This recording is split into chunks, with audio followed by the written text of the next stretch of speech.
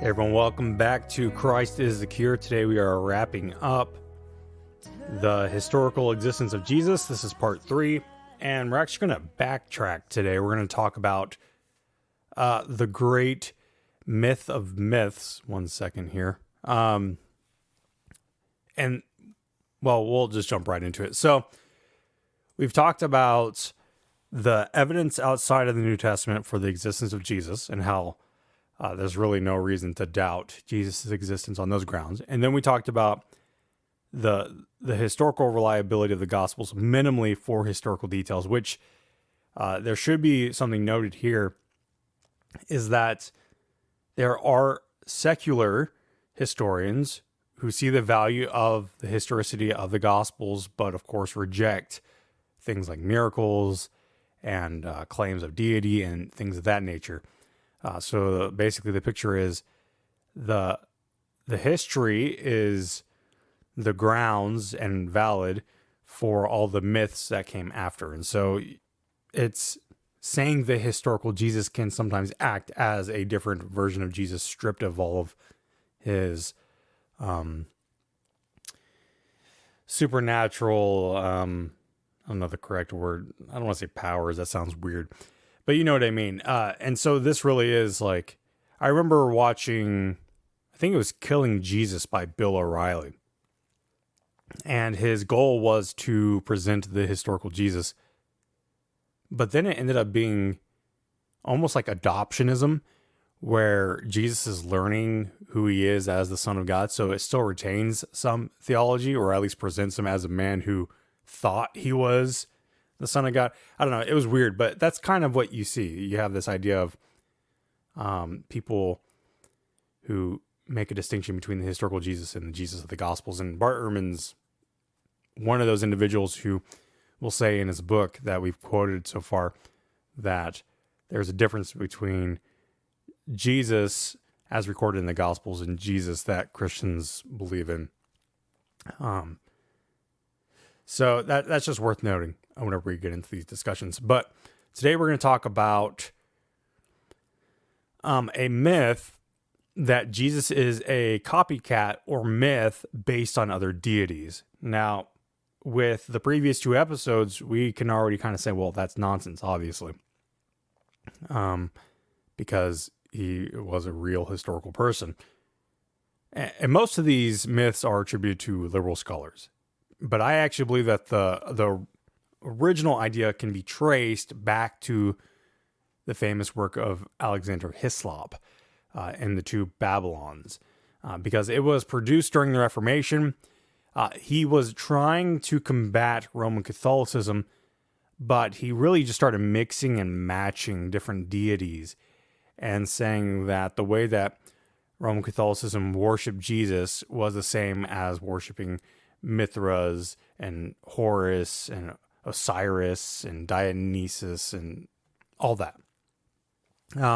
So he didn't necessarily believe that Jesus was a copycat, but he did set some ground for conflating a bunch of deities and propagating the myths that closely correlates Jesus to these other deities.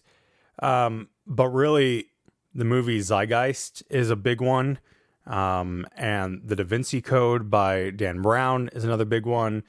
And then there's a movie by Religulous. And it's basically these types of claims. That's really one of the thrusts in them. And what you find is that often the claims center around Egyptian deities such as Horus and Osiris. But of course, it doesn't stop there. In fact, if you want to watch an interesting video, it's by a YouTube channel called Lutheran Satire. If you haven't heard of it before, it's very entertaining. But they have one called Horus Ruins Christmas, and it's a parody of this myth, which is fantastic. But let's summarize the claims from, we're going to just quote Religulous. I can't remember. It's by Lionsgate. It was put out in 2008. But the quote is, written in 1280 BC, the Book of the Dead describes a god, Horus. Horus is the son of god Osiris, born to a virgin mother. He was baptized in the river by Enoch the Baptizer, who was later beheaded. Like Jesus, Horus was tempted while alone in the desert. He healed the sick, the blind, cast out demons, and walked on water. He raised Asar from the dead. Asar translates to Lazarus. Oh yeah, he also had 12 disciples. Yes, Horus was crucified first, and after 3 days, 2 women announced Horus, the savior of humanity who had been resurrected. So the parallels between Horus and Jesus here will be striking if you take them at what they are. I mean, the former predates Jesus, so the question is it true, and is Jesus just a copycat of this myth? But not only that, but the claim goes beyond that. I mean, there's other claims about Horus that Horus's mother name was Mary, Meri, and that there was a stepfather named Seb, and that Horus was allegedly born in a cave, which his birth was announced by angels, and he had a star and shepherds, like the birth narrative of Jesus, and so on and so on. So we're gonna discuss Horus and Osiris in particular. We're gonna focus in on these with general principles about these types of claims, because you can't cover them all in this format without taking forever, and I'm not going to do that. If you want a resource that discusses these a little bit more in detail, Person of Interest by J. Winter Wallace, or even on his website, Cold Case Christianity, discusses the copycat myths quite a bit, I believe. I believe it's chapter 3 in Person of Interest where he discusses it. But so let's talk about principles to consider before we discuss Horus and Osiris. So before going into each claim, let's pretend that the claims are valid and discuss some principles that should be remembered whenever we're looking at these types of claims. First, similarities or parallels in themselves should not surprise us as Christians, nor do they prove the concept of Christianity copying other religions. The reality is that ancient deities have supernatural births, powers, lives, and followers, and there's nothing remarkable about that or unexpected for a deity or god. As far back as those within the Old Testament era, these constructions of other deities simply reflect what we would call expectations of a deity, what a deity would look like, and how deities would solve humanity's problems and yearnings for connection to the supernatural. So there should be no surprise in superficial connections. And that's really the big distinction. They're superficially alike, but fundamentally different. And this really can be exemplified when we compare, say, Judaism, Christianity, and Islam. Superficially, these are the same. In fact, that happens a lot. They'll be conflated as if they're fundamentally the same, but they're foundationally and fundamentally different on key points, such as Jesus as Messiah and Son of God and the second person of the Triune Godhead. That clearly distinguishes Christianity from Judaism and Islam. And Islam and Judaism obviously depart as well. Another principle that we should remember is simple. Jesus is a historical figure. So this is important because those other deities are myths. While Jesus is rooted in history, this is a very important dividing line.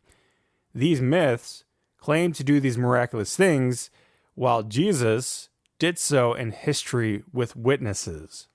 And that's, of course, presupposing the overall reliability of the Gospels. But even on the bare bones of that, there is a distinction between Horus and Osiris and Jesus, who lived and had sources writing about him and who had witnesses, and so on and so forth. And finally, a last point is that pagan cultures were known for blending, adopting, and assimilating other religions, while Jews generally were not. Jews did get into Jewish mysticism and syncretism in terms of magic and relics and things like that, especially post the destruction of the temple in AD 70. But this was especially around ideas or concepts. But when we look at pagans, we find gods and means of worship crossing into different cultures, being absorbed, condensed, etc. And you can see that with just looking at Greco-Roman history and their deities, and how you have Zeus becoming Jupiter, or you have Hades becoming Pluto, and how the Romans adopt those deities and just change them up a little bit to better fit their own desires. And you can also take, for example, Horus himself. Horus is thought to have become the god Apollo for the Greeks. And this is important because it would seem more likely for pagan cults to mix and match Christian elements into their views than the other way around. And we talked about this before. So these principles are really crucial to navigating these topics. But regardless, whenever we look into these various claims of Jesus and Christians copycatting these deities, we find that the evidence is severely lacking.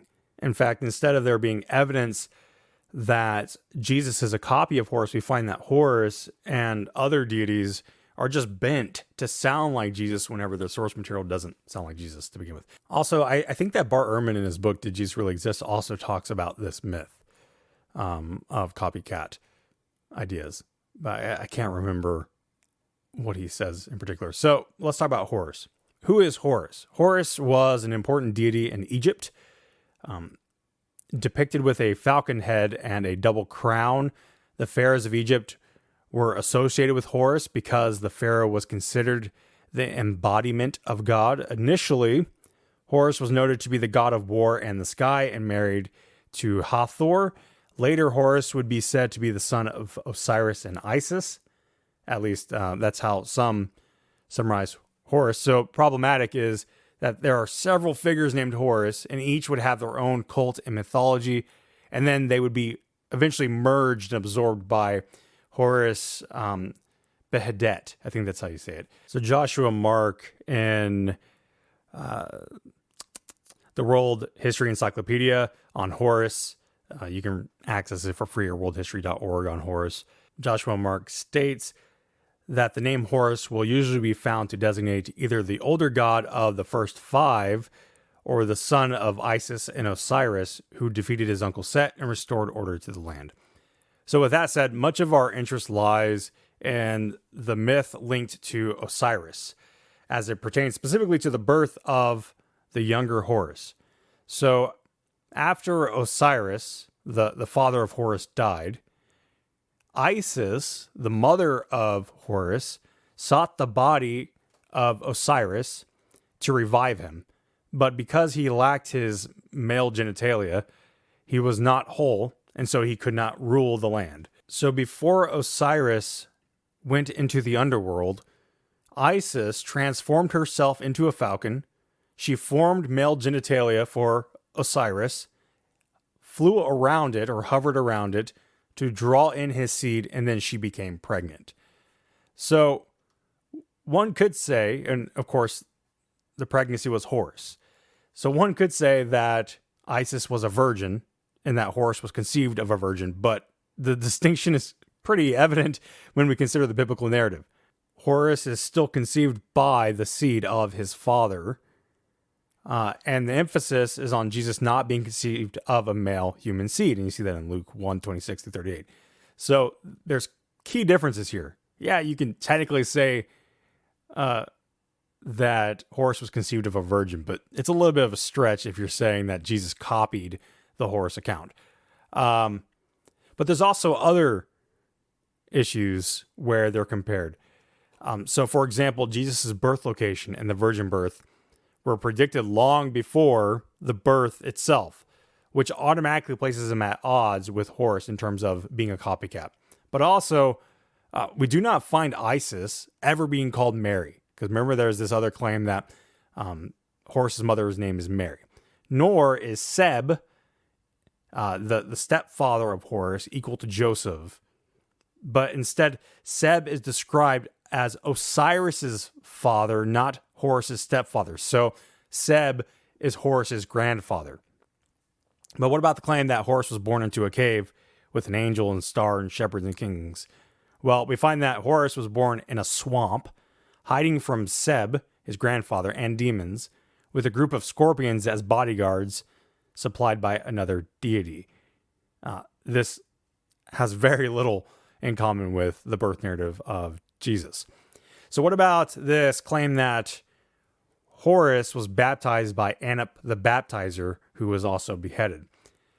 This is really hard to disprove because there are no accounts of Horus being baptized or a character named Anup the Baptizer. So in other words, there is no evidence. It's made up. More importantly, what about Horus's alleged crucifixion and resurrection? Well, in the accounts of Horus, there are a few different records of how Horus dies, but none of them are by Roman crucifixion. Instead, he is depicted as being cast into water, cut into pieces, and then he's later fished out by Isis' request. But in most accounts, he merges with the sun god and is reborn with the rising sun of each day. So you could say this is a type of resurrection, but it still is a far cry from being the crucifixion resurrection narrative that we find in scripture related to Jesus. Joshua Mark further states that Egyptian religious beliefs would have rejected any such concept as a dead person returning to life on earth.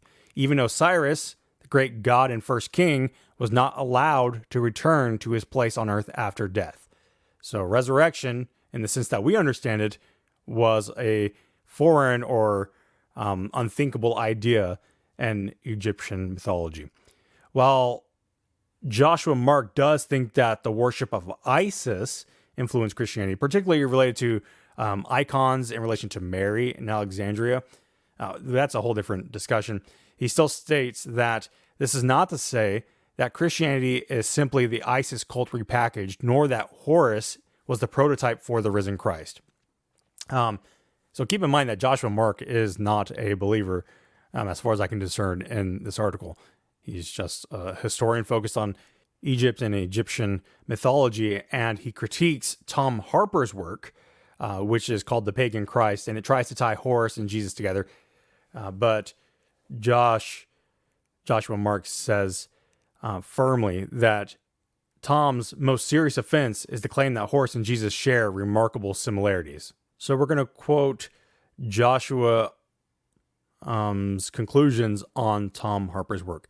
This claim, that is that Horus and Jesus have remarkable similarities, which is quite obviously false for anyone who knows the stories of the two figures, has become the best known of the book, of Tom's book. Unfortunately, many readers who do not know the original stories take Harper's claims as legitimate scholarship when they are not. To cite only a few examples, Harper asserts that both Horus and Jesus were born in a cave. This is false. Horus was born in the Delta swamps and Jesus in a stable. And I just want to step into the quotation here and say that there's good evidence that our picture even of the stable is incorrect. It's likely that Jesus was born in essentially the downstairs of a 2-story home where the animals were kept. But anyway, let's let Joshua continue here. The claim that both births were announced by an angel is also false, as the concept of the angel as a messenger of God is absent from Egyptian beliefs. The claim that Horus and Jesus were both baptized is false. Baptism was not practiced by Egyptians.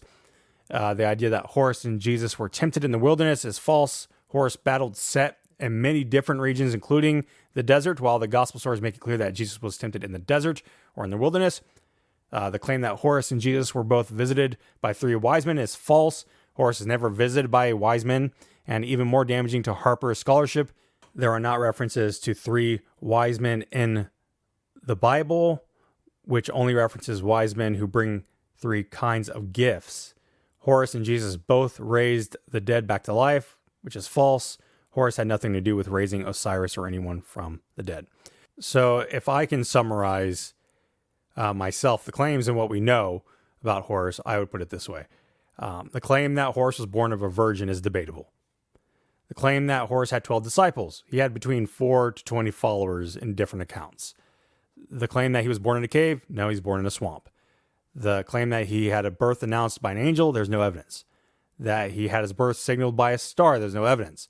Birth that he met with 3 kings, as some of the other accounts say. There's no evidence. And Jesus met with magi, not kings. And there's not a specification about how many. The idea that Horus was the teacher at the age of 12 and baptized, there's no evidence. That he was tempted in the desert, we already said he battled in various regions. He wasn't necessarily just tempted. The claim that he died and was raised back to life, there's no evidence. And of course, that he raised other dead back to life, but he had no involvement with raising anyone from the dead. And you can see these kinds of things with other deities. I'm looking at 2 charts that I put in my book, Holidays and the Feasts, on Dionysus and Mithras. So looking at Dionysus, The claim is that Dionysus was born of a virgin, when Dionysus was actually born of an affair of Zeus, and there's two different versions of the story with two different women. There's a claim that he was born in December 25th, but there's no reference to the 25th. There is a claim that he turned water into wine, but as a wine god, he just provided abundant wine. He didn't change water into wine. He is called the Alpha and Omega, allegedly, but there's no source for that. Next, he was allegedly resurrected. He was ripped apart by Titans, and he had his heart put into a different mother, leading to a second birth. I wouldn't really call that resurrection. And he is allegedly called the King of Kings, and there's no source for this. But Dionysus also wasn't in this position in his polytheistic hierarchy. The King of Kings in Greek mythology would be Zeus. So that doesn't follow. Anyway. So what about Mithras? Well, the claim, born of a virgin. Mithras is actually born of a rock. The claim that Mithras was born in December 25th. There's no recorded of a birth date. Had 12 disciples. It's not true. Mithras has 1 to 2 disciples. The claim that Mithras performed miracles. Mithras killed a bull, and even so, performing miracles would not be unlike a deity. The claim that Mithras died for 3 days. There's no record of being dead for 3 days. And the claim that Mithras was resurrected on a Sunday. There's no record of a resurrection nor any connection to a Sunday. So ultimately, you find this about all of these types of claims. Many of the parallels lack evidence, so they're hard to prove or disprove. Second, parallels that seem to be found are those that are generally connected to what people would expect from deities, such as performing miracles. And third, parallels that are close often are superficially similar, if similar at all, really, rather than fundamentally similar. For example, whenever we look at the birth of Horus, or the virgin conception of Horus, I don't even know that you can call that superficially similar. So that's where we're going to land with this episode. So I hope that this 3-episode series has been helpful. If you are on iTunes, do me a favor and leave a review. I've been getting a little bit more review bombs lately, it seems like. And of course, Christ the Cure is subscriber supported. And so if you enjoy Christ the Cure, if you've been blessed by Christ the Cure, if you want to help support Christ the Cure, please consider becoming a patron at patreon.com/Christ is the Cure. So that's it for this little mini series. God bless you all and have a wonderful, wonderful week.